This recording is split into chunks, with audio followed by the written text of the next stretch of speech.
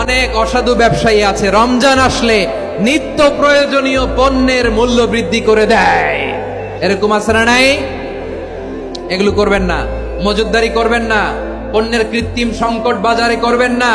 আপনি লাখ টাকা কামায়া ভাবছেন যে রোজাদারদের কষ্ট দিয়ে ধনী হবেন, এমন রোগ আল্লাহ আপনারে দিবে, কোটি টাকা দিয়েও আপনি হাসপাতালের বিল পরিশোধ করার ক্ষমতা আপনার হবে না।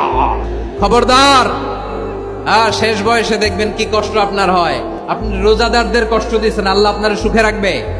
আল্লাহর দোহাই লাগে আমার ব্যবসায়ী ভাইরা এটা করবেন না। আরব বিশ্বে আমরা দেখেছি, আরব বিশ্বের ব্যবসায়ীরা সারা বছরে ব্যবসা করে, রমজানে ভর্তুকি দেয়। আর আমার দেশের কিছু অসাধু ব্যবসায়ী রমজানে গলাকাটা ব্যবসা করে আর সারা বছর সইটার উপর দিয়ে চলে। চিল্লায় বলেন ঠিক কিনা? করবেন না, এটা করবেন না। নিত্য প্রয়োজনীয় পণ্যের মূল্য বৃদ্ধি করা হারাম, পণ্যের কৃত্রিম সংকট তৈরি করা হারাম, মজুতদারি করা হারাম, রোজাদারদেরকে কষ্ট দেয়া হারাম। এটা করবেন না।